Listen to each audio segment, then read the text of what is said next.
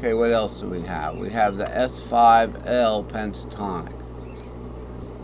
Now, the S5L pentatonic, we've got the same problem. We had the 4 here, okay, and we had the 7 here. We don't have that 4, we don't have that 7, we don't have that 4 here, and we don't have that 7 here. Missing a 7 here, missing a 4 here, missing a 7 here, missing a 4 here. So this is the shape of that S3S. It's going to have a G shape built into it. It's built into it. That means wherever you start this pattern, you can start a pattern, you can just start it on a G shape. G shape starts on the 6th. So you could start that pattern from here.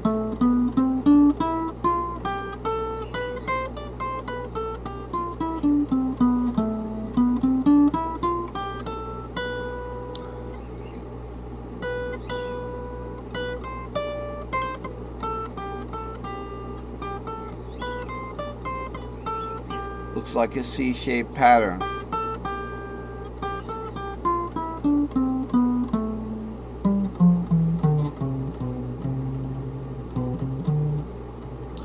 At that point, so if we play a pentatonic from the G shape here,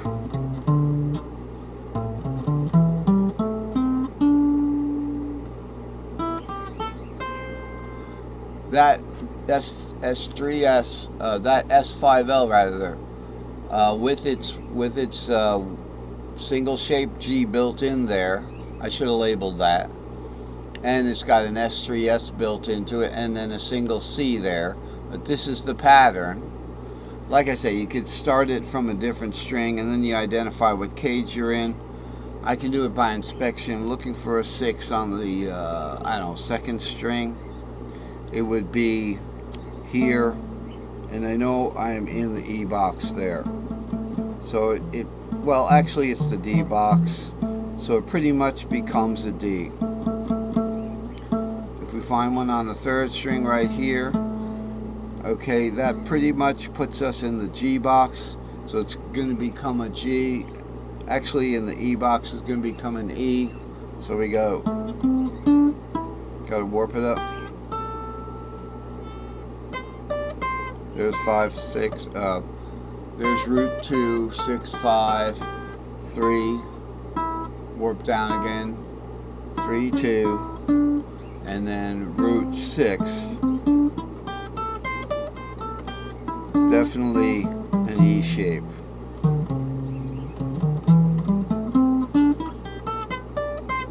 So it becomes a different shape if you start it from a different string, but no matter, so that's why you're going to bring that G shape with you no matter what. That's part of the pattern. Now let's look. So we've talked about the 2, the 3, we've talked about the 4. Okay, again, we're going to be starting on root instead of on 7. This is just a double pattern. It's a long pattern. I didn't label it, and we're not going to talk about that today, but it's there. I got this I borrowed it from the violin, because the violin we used the double string shape patterns. So we get the root 2, 3, and then 5, 6, and then to a root 2, 3. And then 5, 6 again, or 3, 5, 6. It's just a pattern, but it's arranged so it doesn't repeat. It counts up, but we don't have repeat notes. You know, repeat notes could be anywhere. You have to be careful. Here's a repeat note right here.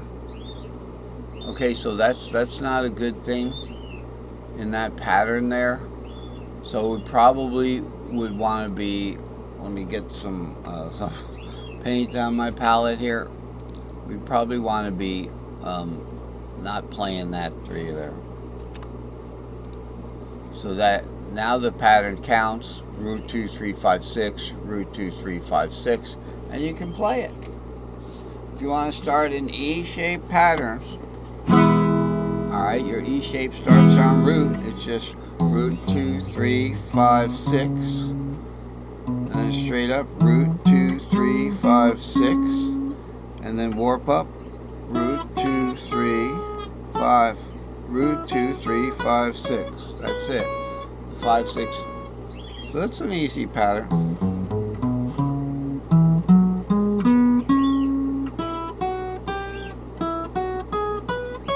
Just had a little trouble with it up there by the warp.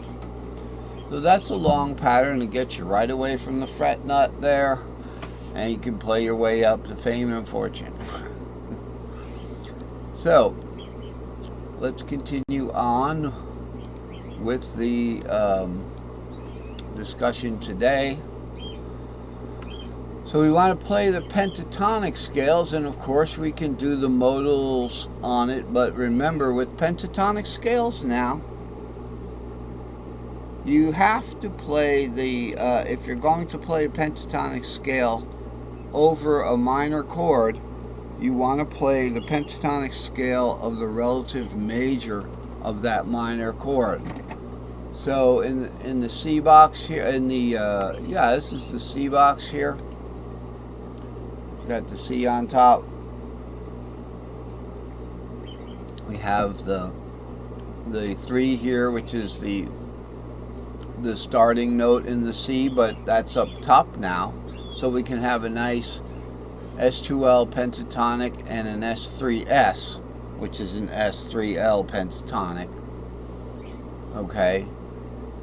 If we wanted to play that first pentatonic, we could play the A minor, play it over the A minor, we could play it over a C chord, but that's about it.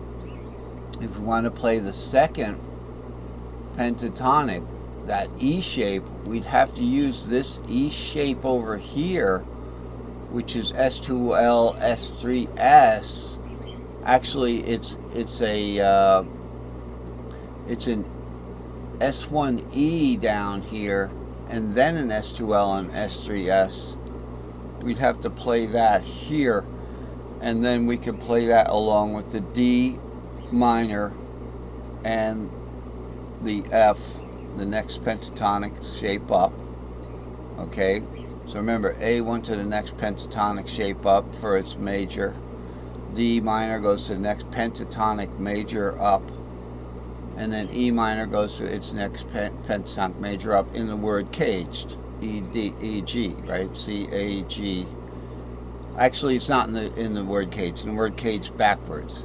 So E would go to G. So caged would be spelled like this, C-A-G-E-D. So the circles make it easy to see the caged word, because we have the half step major minor here and the half step half diminished in the root up there.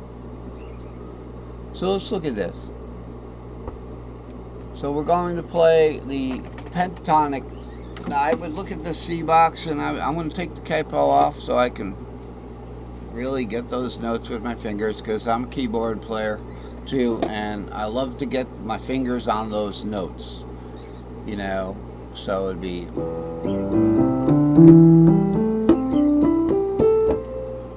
you know, it'd be,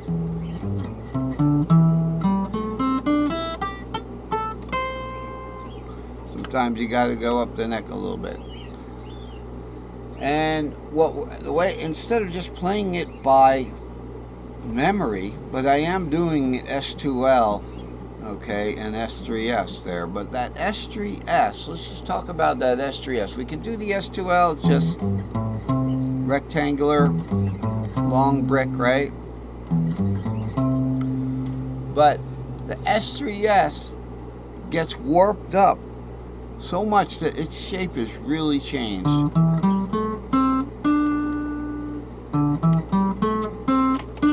And that warp up becomes where you put your finger for that C. That is your C there. And then from there, it's shape fitting. The 3-5 interval, fourth, the fourth between strings go up to the fourth, and then down one gives you the third.